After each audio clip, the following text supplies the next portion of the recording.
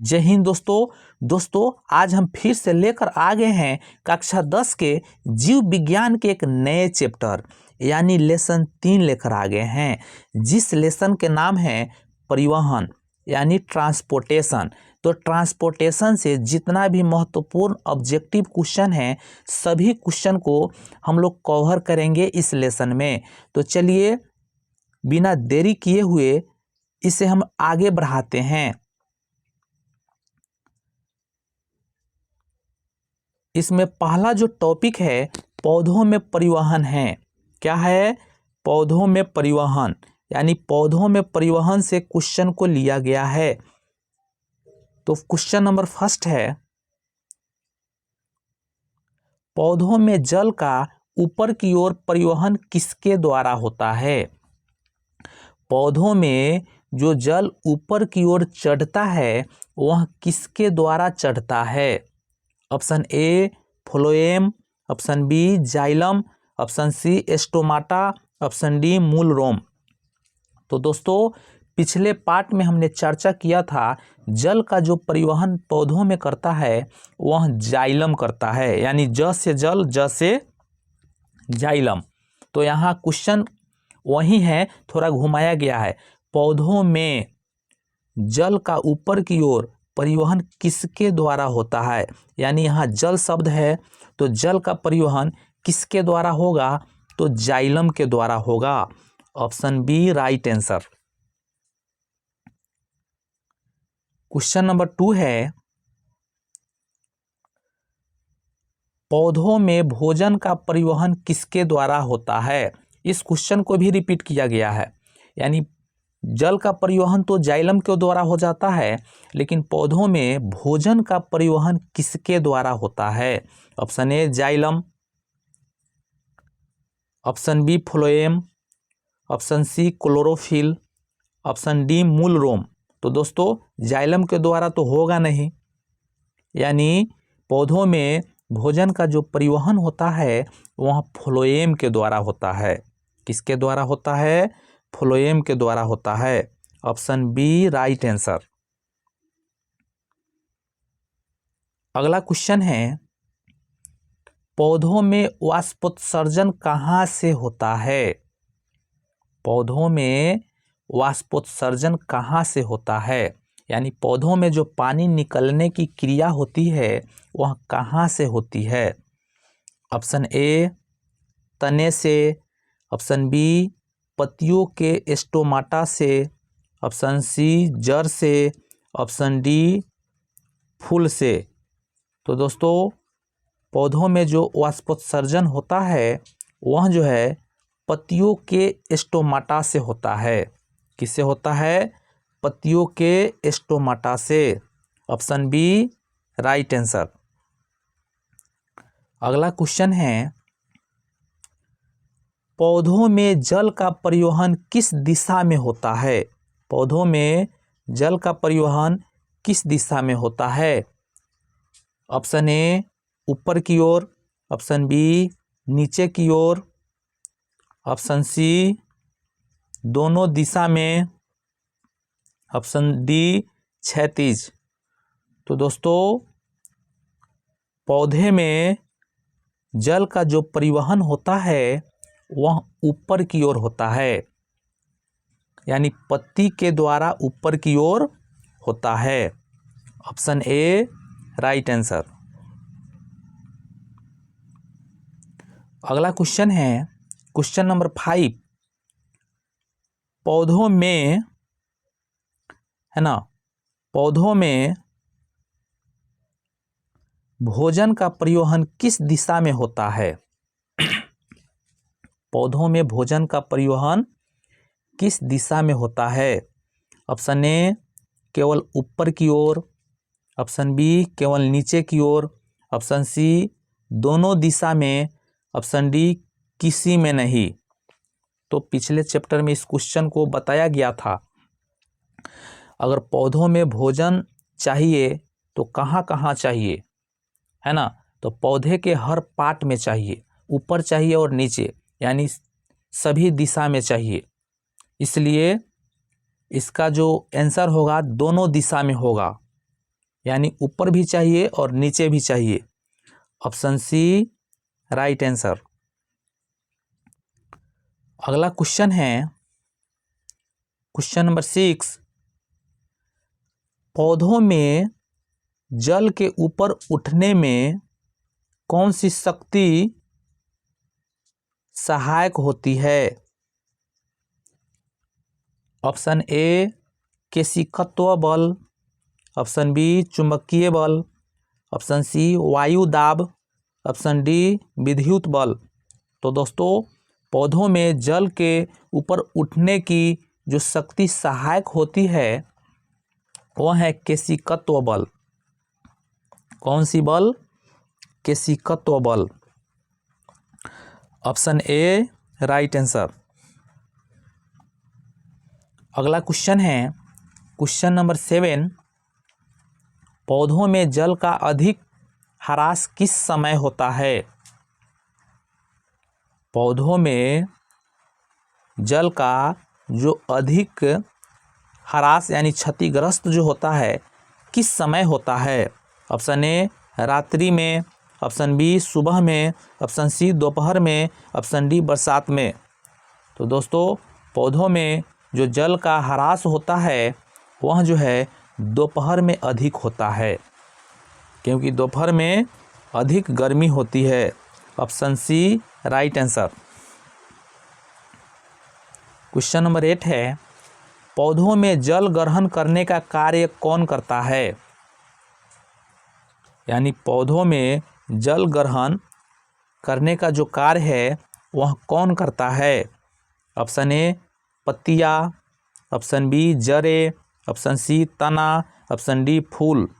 तो दोस्तों पौधों में जल ग्रहण करने का जो कार्य है वह जो है जड़ करता है। कौन करता है? जड़।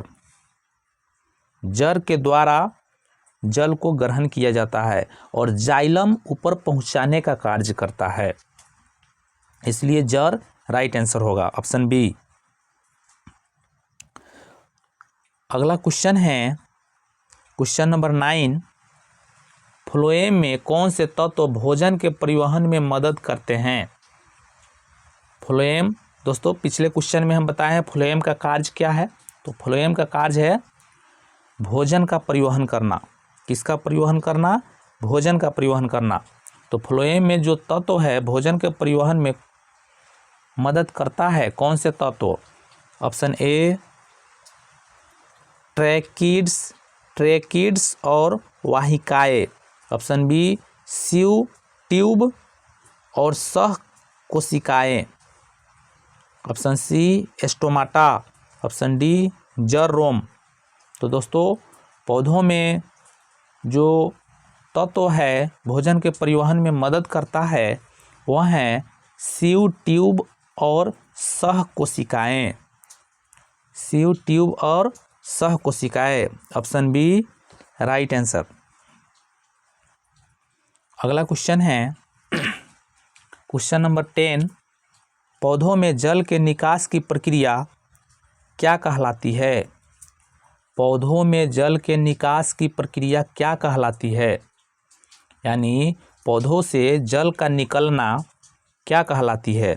ऑप्शन ए श्वसन, ऑप्शन बी पसीना, ऑप्शन सी वाष्पोत्सर्जन, ऑप्शन डी प्रकाश संश्लेषण।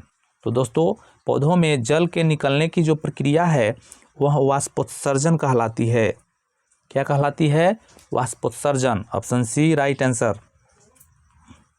तो दोस्तों वह जो है पिछले जो क्वेश्चन 10 पढ़े थे वह दूसरे टॉपिक से था।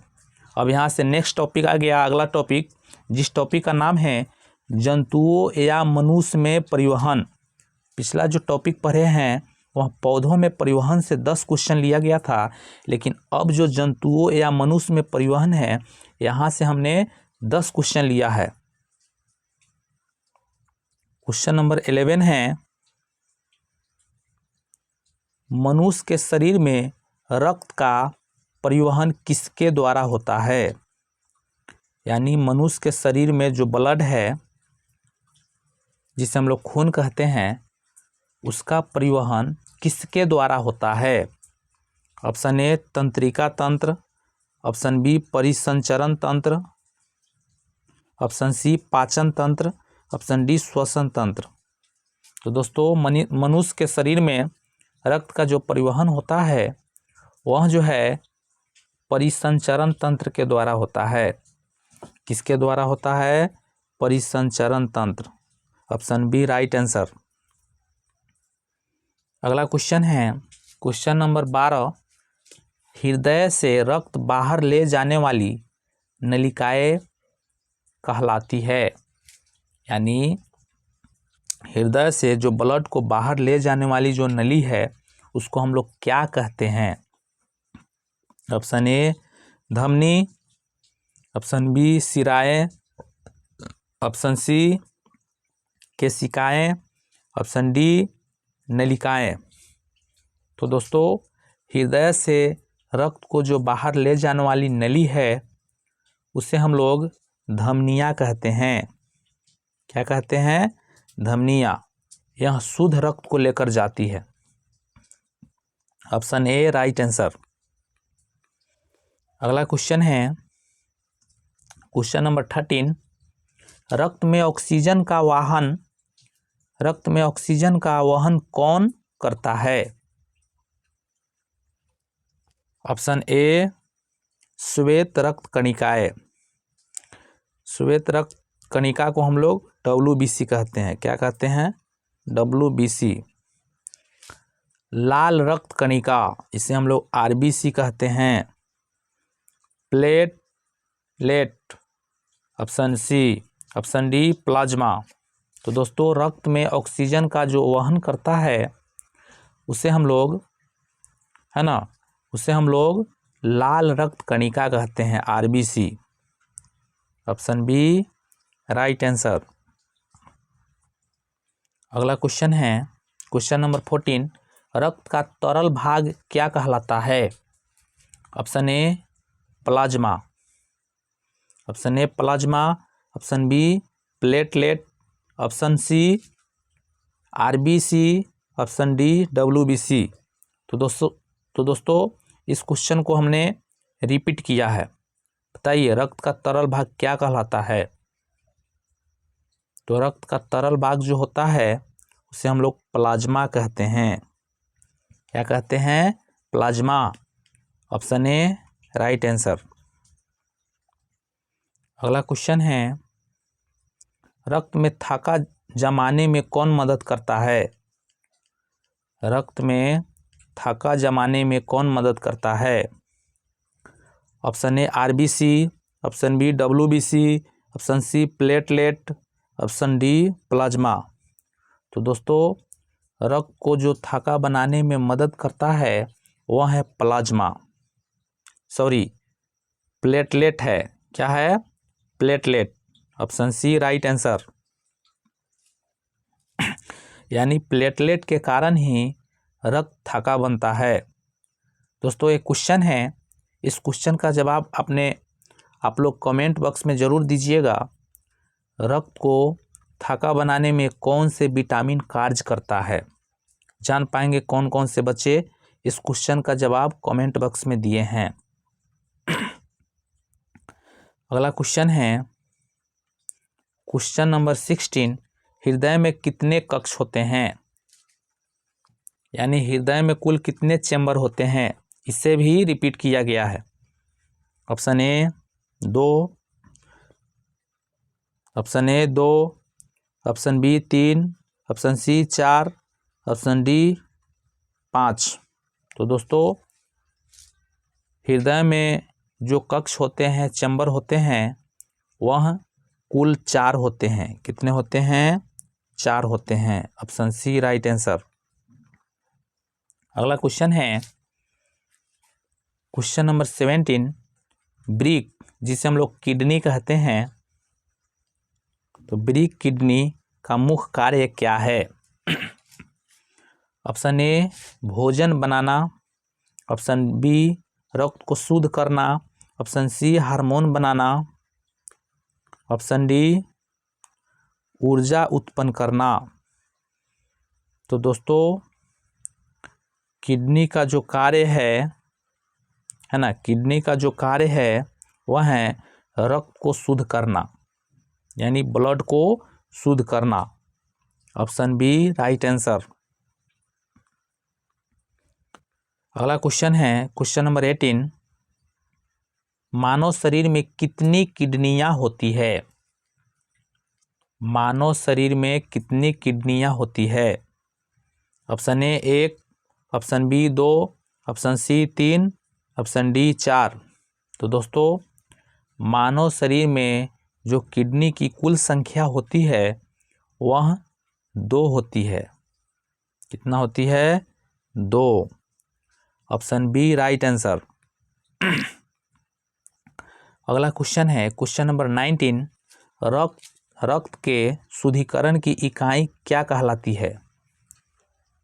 Option A nephron, option B alveoli, option C stomata, option D leucocyte.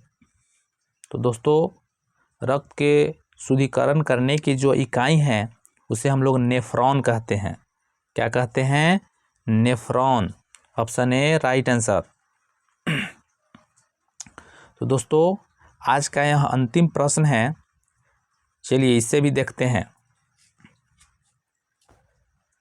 Brick द्वारा निर्मित तरल अपशिष्ट कहलाता है।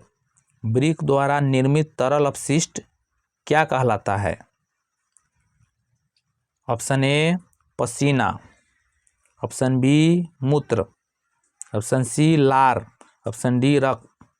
तो दोस्तों ब्रिक द्वारा जो निर्मित तरल अपशिष्ट पदार्थ है ना, उस पदार्थ को हम लोग मूत्र कहते हैं। क्या कहते हैं? मूत्र।